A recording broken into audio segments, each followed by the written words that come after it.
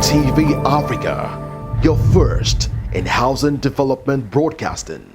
Climate change is actually destroying homes, destroying villages, destroying families at the moment. There's no point denying the fact that we have deforestation, frequent fire outbreak. A lot of people are going through troubling times as a result of climate change. Rising temperatures, unpredictability as regards rainfall, and even the impact of climate change is so glaring. However, some young Nigerians have decided to go into the forefront and take up this struggle and see how they can actually win the fight against climate change. You're welcome to Green Housing on your #1 housing TV Africa. My name is Ubong Usoro and I'm your host. We'll go for a short break, and when we're back, we get to be discussing the topic that says combating climate change through local actions. Combating climate change through local action. Don't go nowhere. This is Green Housing on Housing TV Africa. Get credible and authentic housing news at your fingertips by downloading the Housing TV mobile app. You can also join the African International Housing Show live from across the globe through the Housing TV mobile app. The mobile app features live streaming and trending housing news. You can locate the AIHS venue via the app, network with AIHS seasoned speakers, and live chat with exhibitors. You can also order house or building materials at AIHS via this app. Download the Housing TV mobile app now from the App Store and Google Play Store. And don't forget to click on the notification button. Available for both iOS and Android users. Housing TV is also on Star Times, channel 149 decoder. Welcome back. This is still Green Housing on Housing TV Africa, and I'm your host, Ubong Usoro. On today's edition, we want to discuss how we can combat climate change through local actions, because we know one of the ways that we could fight climate change is through afforestation, that's planting back trees, carbon capture. So many of these measures that we keep discussing on the shows will be led by actions, and we need people to be at the forefront of making sure that we have all of these things. We need people to advocate, we need people to take actions, and we need people to lead the protest against the fight of climate change. And it's a fight about our life, it's a fight about our environment, it's a fight that has to do with our world. I have with me somebody who's done a lot of jobs. You know, she's actually done a lot of jobs as regards climate action. Her name is Lovelyn. Yes. I'm struggling to do the second name. Andrawus, right? Yes. Okay, so I tried. Lovelyn Andrawus. She's actually an environmentalist, an author, and climate and gender justice advocate. It's actually very beautiful to see the work you've done. I went through some of the platforms, and I've seen the engagement you've done concerning climate action, and I feel very privileged to have this discussion with you. Let's talk about it. What brought you into this field? What gave you the insights that there's something to be done concerning climate change? All right, so 2015, I got admission into the university to study environmental management, but I wanted to study medicine. So 1 year into the course, I fell in love with the course. Initially, I was not really into it, but when I fell in love with the course, I get to understand what environmental management is all about. It's about like saving the environment, doing, I think, the greater good, because even the doctors are in the environment, so it's kind of cool to save doctors and everyone in the environment. So along the line, I fell in love with the course because the issue of climate change became so glaring. I remember 2015 when I went to Kaduna State University Kafanchan campus, because that's where my campus is. It was really, really cold. I was freezing. But as we progressed, 2017, the weather started changing. It became increasingly warmer. By 2019, I think we had one of the warmest year. And I wasn't the only person. I think other people in the space in 2019, back in Adamawa State, where I'm from, I got someone's testimony how it became so freezing, and he felt as if his brains were boiling because of how the weather has actually changed, and it has become increasingly hot. Yeah. So that is to tell you that climate change is actually happening. And then back in school also, there's this local species of butterflies we do see around, but they kind of just disappeared. So that actually got me thinking, like, what is happening in the environment? There are lots of changes, and we just really have to be sensible. And I was in the right environment, in the right course. I was studying and I was on the internet. I saw people like Greta, people like Vanessa Nekate. I saw their news about climate change and how someone like Vanessa Nekate was using her voice to speak about her country, how climate change is affecting Uganda, because Uganda is a country that depends on agriculture. So imagine climate change like tempering with the environment, with the temperature, with the climate. So it's definitely going to affect people's life, culture, livelihood, right? So that got me thinking, okay, what can I do to also like bring people's attention to this topic, and what is the way forward? What action can I take on my own part to make a difference? Okay, so today we're discussing local actions, and I know you've done a lot of work. Can you lead us through some of the local actions that you've been involved and some of the things you've done? Because most times when we hear of climate change, it's either we are going for a road show, road work, or we're going for a cleanup exercise. Just lead us through some of the other local actions and some local actions that you've been part of. Okay, I'm glad to be in the space with people like Loretta Boniface and Aliu Sadiq. These are the founders of EcoCycle Development Foundation. We've been able to partner with other stakeholders to engage in community sensitization and development, that is empowerment, both for women and young children, especially in the slums. Exactly what EcoCycle Development Foundation is doing. Partnering with my own organization, we've been able to empower young people to build resilience. That is like empowering young women in so many skill acquisition. That is reuse, recycling of waste materials, which they can actually use to get money from. That is like waste collection, like plastic bottles.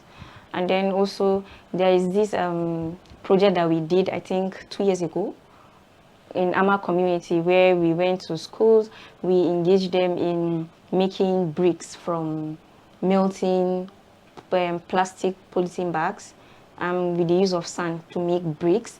And also EcoCycle Development Foundation, we were able to, with Kwadi Foundation, we were able to build a pet toilet. It's an amazing initiative where you fill in plastic bottle with sand and then you build a toilet. Is actually amazing because you're reducing the number of plastics that will go into the environment or to the waterways. And also my organization authored a book on climate education and environment for young children. With EcoCycle Development Foundation, they design a game. So we do come together, like mostly collaboration and partnership. So we visit schools, we create awareness, we empower children to critically think, to solve problems, and also to take action. The game is very, very educative. So is the comic book, especially for young people in nursery and primary schools. Oh, amazing. Lots of work that you've done. In the past, how many years you've been involved in the field? So some of the challenges that we've had is that we need funding to carry out climate action. Myself, I graduated from the University of Uyo. I did geography, did some work in climate and all of that. I know the importance of funding because you need transportation, you need to gather people, maybe give them water to drink after the meeting and all of that. How have you been able to navigate the issues of funding? Okay, thank you very much. Funding is a big challenge, especially for young people, youth-led organization like mine. But that is why it is very, very important. If you listen very well, I've been mentioning EcoCycle and other NGOs that I'm able to partner with. You can't do it alone. So you have to leverage on partnership and collaboration.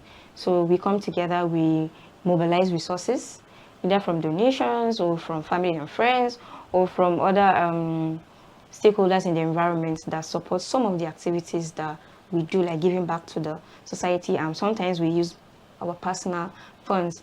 And then also, I'm glad to be a part of a platform which is a global movement like Fridays for Future International and Fridays for Future Africa. Greta Thunberg is the founder. So these movements are able to fund some of the activities that we do. Like we do carry out, like you mentioned, strike, like people going to the streets to carry placards, to create awareness. So we do get funding from these movements to host some of the activities that we do, maybe movie screenings and documentaries and some of the global climate strike. And I've also been able to receive some funds to produce some of my books. Vanessa Nekate has donated to my organization to print out some of the copies to distribute around Nigeria.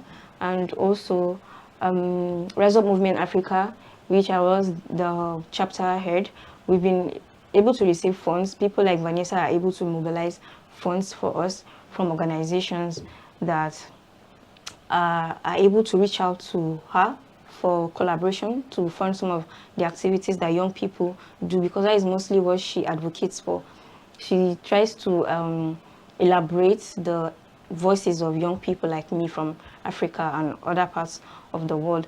And then some of the actions that we do take also that I've been honored to be part of is like traveling to international conferences like COPs. Yeah, so we do get funding from a lot of organizations.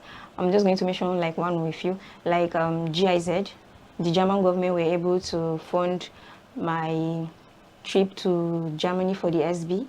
Yeah, so I think it is a great initiative. These are some of the ways that we leverage to get funding to attend some of these conferences. And once you're there, able to network, and before you know, one or two people, you meet them and able to get funding. But funding truly is a challenge. It is a challenge. But it's not a challenge for you again. It is. We are still navigating, yeah. All right. So, okay, let's talk about reaching out to other young people to be involved in local action. Yeah. Because there's much you can do yourself, but there's so much you can do with so many other persons coming. Yeah. How have you been able to reach out to other young people to make them see the need of, coming along with you? Okay, so in 2022, I was part of the mentorship and skill sharing committee for Fridays for Future.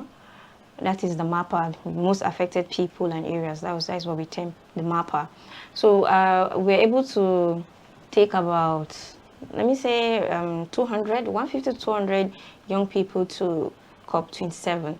So what did we do? We reached out to young people. Was it in Azerbaijan? No, that was COP29 last year. Okay. This is Egypt, 27. Okay, Egypt, yeah, because Egypt was more like the African COP. Is in Africa. Yeah. So we mobilize a lot of young people. So we reach out to them on social media. One of the important things is put whatever you're doing out there so that people will see you. So most young people who are out there who have interest but can't really navigate the space. So what we do is that we reach out to them. We send in our applications for mentorship program. We go through your application, and if you're successful, you're selected, we bring you on board. We take you through like 3 to 6 months program to build you with the skills, with the knowledge you need, and then we are able to enhance your participation in such movement. While doing that, we encourage you to take action, because there is no action. No action is too little or small. So as much as planting a tree, going to a local school in your village, talking to them about climate change, whatever you can do, empowering women, whatever quota that you can put into the impact, like climate action, is really, really important. So until now, I'm still speaking to people, not just on social media. People who know me know that anytime I meet with someone, I try to engage with you on climate change and eco-friendly lifestyle, how you can improve, how you can also take action. All right, beautiful. So most of the climate action seems to revolve around the urban centers, because they have more information. Yeah. What are the plans, or what are some of the things you've done to push the narrative to those our brothers and sisters in the rural communities?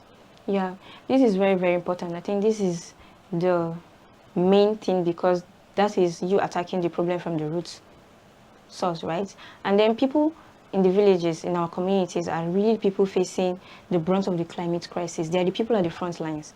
So definitely we go to communities and we encourage people that we mentor like the mentees. We encourage them. That is why we select based on region and your location, so that when we empower you, you take it out, you sensitize the communities. And personally, I do visit communities where we visit local schools, we engage kids, young people on climate action. And recently, I think I released a book on climate change and environment, even though we are trying to see how we can like interpret from English to other languages like Hausa, Arabic, just around, so that we'll be able to like distribute, so that people will be able to understand. Language shouldn't be a barrier. Yeah.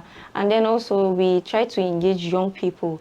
It's not all about social media, following the trending news about celebrities, what celebrities are doing, or what.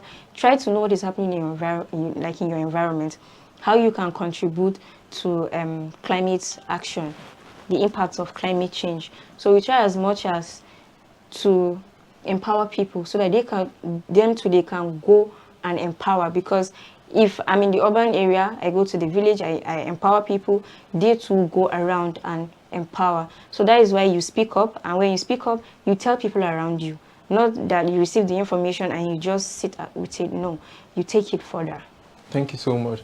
Amazing. We're having a wonderful conversation today on greenhousing, your wonderful program where we discuss climate change. And today we are talking with somebody who has done a lot of work. If you look at the body of work she's done, amazing work over the years, and she's well traveled and she's well vested as to the issues of climate change. Let's go on a short break, and when we're back, greenhousing continues. Don't go nowhere.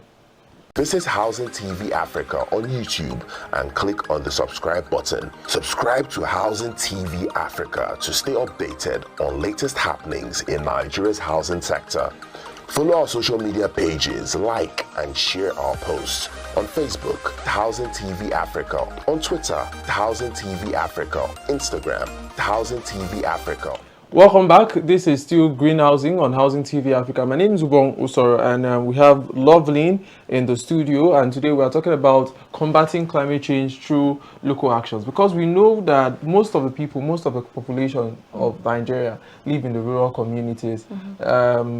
Yes, we have so many persons in the urban centers, but we still have those at the fringes of Nigeria, those who are in the villages, those who are in the suburbs, and all of those. And they are the highest contributors, maybe apart from the companies, to global change, climate change, because they may not know some of the things to do. The information is not that out. And you just talked about language. That's where I want to take it to. It seems we have a language barrier when it comes to local action, because climate change seems to be communicated more in English. So how do we break this language barrier and communicate climate change by language? I'm from Akwa Ibom, in an Ibibio language.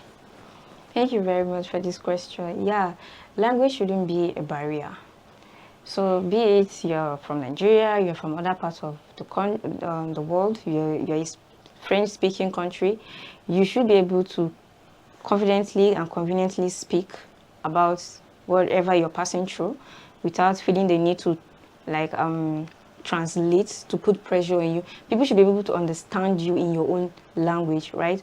Then coming back to Nigeria, you know, some parts of Nigeria speak Pidgin, and you're from Akwa Ibom, right?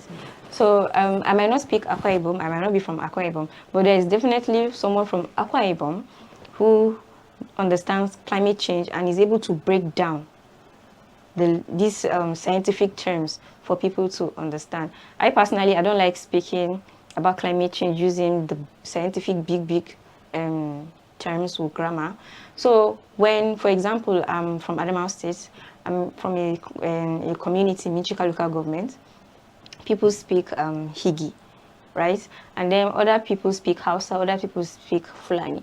So if you have a project or you want to speak to the people, so when you go to their communities, you come down to their level, you speak a language that they understand. And if you can't speak, you can as well get an interpreter. The world is moving really fast. So you don't have to go and meet people, start speaking English, and you have to make them understand English. Try as much as to try to learn the little that you can to make the people feel accepted and welcome, that you're together with them. you're not above them, and then you try to get an interpreter that will be able to translate what you want to do. Okay, so another thing about local action has to do with the issue of gathering data, because you did environmental management, so those of us who came out, you understand that so many people, even from that academic circle, don't believe in climate change. How have you been able to engage with relevant data? Well, truly, issue of data in Nigeria, to some extent, data are not really much available. And then, so going out to the field, a lot of people still believe that climate change is an act of God. Like, it's more of like a punishment for people, for our activities, for what we've done. Maybe some people somewhere crying for justice, stuff like that. So, but we've been able to try as much as to work with the few who believe and trying to convince people. And these days, we're not really doing much to convince people to believe in climate change because the impacts are very, very visible. You can read, like, they are glaring. You can see the impacts of climate change. You don't really need to tell, you don't need to put much effort trying to convince someone to believing that, yeah, the climate is changing. The data, the science doesn't lie, right? Like what Greta would say, listen to the science. So we are not trying to convince you because we are speaking because of what we are seeing, but there are actually data, not just from Nigeria, even around the world. Scientists are making research and we are seeing the global temperatures is rising. I think presently we are at 1.3 degrees Celsius. So the temperature is actually rising. And one of the target is not to go above the 1.5 degrees Celsius. Okay, so let's talk about sustainable farming, agriculture, and all of that. How have you been able to get global actions into that space? Because that's a very big space, agriculture, and a lot of climate activities happen around the agricultural value chain. So how have you been able to get I remember in school they used to say armchair geographers. Are we climate advocates who stay in Abuja, in the air-conditioned offices, and all of that? Have we been able to make people who are into agriculture practice sustainable, activities? Well, I personally haven't engaged with farmers, people in agriculture, but while we're advocating for some of the climate action is to reduce wastage in food. You know why? Because when food are being wasted and thrown away, when the rotting process starts, there is a gas that is being released, one of the greenhouse gas, that is methane. That gas is very, very dangerous. It's part of the gas that causes the greenhouse gas effect. So we encourage farmers not to use a lot of chemicals, right? Because presently there are a lot of genetically improved food in the market, and these are not healthy. And also, even in our land, we use a lot of chemical fertilizers that are actually very, very harmful to the environment. And when this rainy season comes, it washes it away to the rivers. And some of the people in the rural areas, that is what they drink, that is what they depend on. And this causes a lot of health issues. So we encourage that farmers should be able to use local farming systems like crop rotation, different types of crops on a field of farmland, and then wait for some years for the plants and for the land to like recover from its nutrients instead of constantly using chemical fertilizers. And then we also like advocate, because I do a lot of advocacy for farmers to like join some of these climate change maybe webinars, workshops, training, for them to be trained to know, because a lot of farmers don't have this information. They don't know what is really happening. So it's really, really important for people like me and other people in agriculture sector to go into the rural communities to engage with these farmers, not to just keep releasing, dishing out fertilizers. People are just after the quantity. People are no longer after quality. And we have a lot of health issues. I think recently I read in the news that some of the food stuff, I think beans, was sent abroad and it was actually returned back because of the chemical content in those food, and it's really, really bad for the country. Okay, so let's talk about green energy transition, because that's like a thing for many people who are into local actions now. That talk about green energy transition. How do we transition for those in the rural communities? I think Nigeria energy transition to net zero, I think, is for 2060. In as much as we believe, we advocate for green energy transition, for Nigeria, I personally, I think it's going to be really, really slow, because when the solar energy came to Nigeria, there was no much sensitization about it, so people didn't really know about it. People did not key into it, and right now, it is really, really expensive for even people in the urban areas to afford. And then you talking about the rural areas, though there are organizations working with the government and international and local organizations coming together to help people in the local areas to harness this green energy. It is really, really important that we transition to clean energy. In as much as Africa, Nigeria as a whole, what we need to do mostly is adapting to this climate change impact, because we really, really like contribute very little to global climate emissions. Yeah, we contribute very little. So it's just the adaptation and maybe mitigation part that we need to emphasize more on.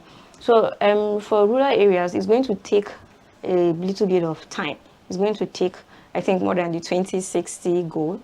But I believe it is achievable if the government and other stakeholders will collaborate, partner, and put in effort so that people at the rural areas are able to have access to this, especially our health clinics, our schools. Is very, very important. Like in a place like my state, Adamawa State, I think the state has been off the national grid for the past 10 years since the insurgency of Boko Haram. So I think harnessing clean energy, solar energy to such places will be very, very important. It will be key to helping people adapt to the issue of electricity, because most of our electricity comes from coal, oil, and mostly fossil fuels. So transitioning to clean energy is really, really important. So as we round up now, I'd like to ask you the question, from the work you've done in policy advocacy and all of that, do you think we've done enough, or do you think there's still lots of work to be done? Honestly, there's a lot to be done, but we can't say we've not done enough. Like I said, Africa needs more of adaptation and mitigation, right? So Africa, like Nigeria as a whole, we are trying. I think we are one of the leading countries in climate action in Africa. So I won't say we are doing bad, but there is a lot of work to be done. So that is why we keep speaking up. We keep encouraging people, young people, the young generation, to join in and also to take action to adapt eco-friendly lifestyle. Try as much as to reduce your ecological footprints. The amount of waste, the amount of emission, try as much as to work on yourself, build a healthy lifestyle. From your meals, from your transportation, from your activities within the house, that is switching off the bulb when it is not necessary, and then taking more of walks or public transportation than having 5 cars in your house, trying to buy cars for everyone, and even flying. Try as much as to take the shortest routes. A lot of people like taking, especially when you're going for international travel, people like taking the longest route so that the price will reduce. Because when you're traveling, you're really releasing a lot of emission. And then even the food you eat, don't waste it. Travel long when it is necessary. And if you travel long when necessary, maybe you can come back and plant a tree for your emission. And then also, like I said, try as much as to leverage public transport instead of everybody driving his own car, or you can, if you can't afford, transition to electric vehicles, right? And then don't waste food, reuse, recycle. You don't need to buy clothes every day. Don't buy what you don't want. A lot of people are buying, especially online. I was in a program and I watched a documentary on, the name of the documentary is Buy Now. People just keep ordering things online, buying. And some of these companies, some of these organizations that you buy from, you need to check. If you check their emission level is really, really high and you're contributing to it. So you have to be very, very intentional about what you do on a daily basis. Thank you so much, guys. We've had an interesting session on the program, Greenhousing, today, where we've had Lovelyn, who's actually doing a lot of great work as far as local actions is concerned. Thank you so much for coming on the show. You're welcome. So like we say, climate change is a fight for all of us, because the only thing that we came to see and we are going to be leaving it when we are leaving this world is our environment. So we must make sure that we keep a safe environment for our generation unborn, for our children, and for everybody, even